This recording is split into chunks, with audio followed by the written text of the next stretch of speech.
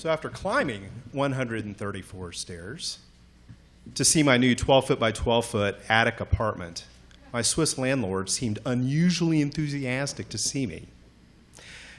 She stood in the hall digging through a big ring of keys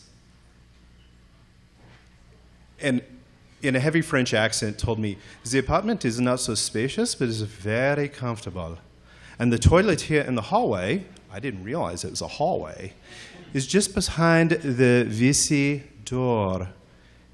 And I looked, and indeed there was a very small WC door there, water closet. I assumed there was a toilet in there, and I was looking down at another door just 12 feet away. She said, "I notice you're looking at your neighbor, Madame Boreoli." I didn't realize I was looking at my neighbor, Madame Boreoli, except the door was open an inch, and an eye was looking back out the door. And when my eyes made contact with her single eye, the door slammed. Madame Boreoli is very pleasant, but she has been judged. "Yes, judged? Judged?" I said, "Yes, perhaps." No, adjudged. No, that's not a word.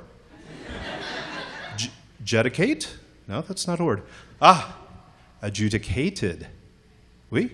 I said, "Bon, oui, yes, adjudicated. Yes, adjudicated insane, but she is not a threat to herself or others. And it is very wise to not look at her door or make eye contact." Outstanding.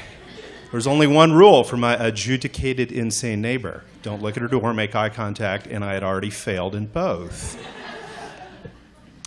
The next time I encountered Madame Boreoli was at 4 a.m. the following morning when I was jolted out of bed by the sound of a vacuum cleaner. She was vacuuming her equally spacious 12-foot by 12-foot apartment and would do so from 4 a.m. to 7 a.m. every morning because cleaning was her thing. Well, a few weeks went past. I got used to the 4 to 7 a.m. cleaning every morning for 3 hours. When I stepped out one morning of my tiny door in my tiny attic apartment at the top of 134 stairs, and there was a used Coke bottle sitting in front of my door. And I picked it up. It was obviously used. There was a chip out of the lip, but it was clean. Is it possible? And I snapped my head to the left, and there the door was open an inch with a single eye looking at me, and it slammed shut. She did more than vacuum apartments. But what was it? What was it? Was it a gift? Was it barter? Was it trade? Was it a test? I didn't know. So I put it in my briefcase to take to the train station to get on the train and go to work. And at the train station, I threw it away. The second morning I got out, the same Coke bottle was sitting in front of my door with the same chip in the top. I didn't look. I knew who was staring at me. I had failed the first test. I had been given an opportunity to do it right, if only I knew what doing it right meant. So I admired the shape, much like a game host assistant, the form, the cleanliness, the stalking skills exhibited by my adjudicated insane neighbor. And then I took it back in the apartment like an objet d'art, and I left it there. The third morning, I stepped out, and there was a heavily used but very clean shoe waiting for me. I had cracked the code. She didn't just clean her apartment, she was cleaning the world. Yes, but don't throw this away. So I put it in my apartment as well. But after just a few days in a 12-foot by 12-foot apartment, things start to accumulate. So I had to smuggle them out of town. So I jammed 2 or 3 objects a day into my briefcase and shut it and get on the train and go 5 stops down to the town I worked in, Chez-les-Bas, Switzerland. And there I disposed of the items, fearing that her radius of scavenging perhaps included Chez-les-Bas.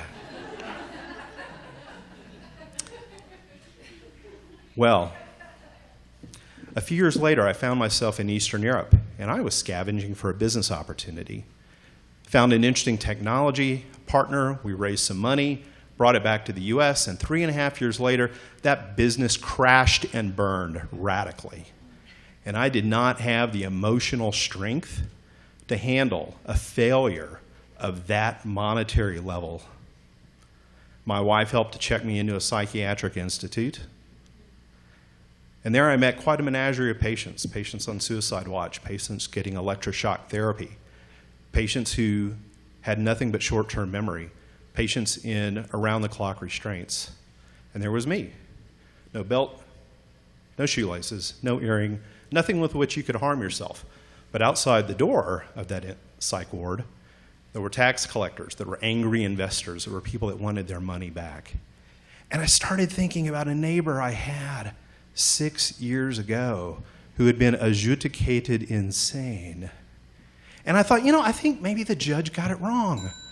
Maybe she had been adjudicated different or unusual or odd, but not insane.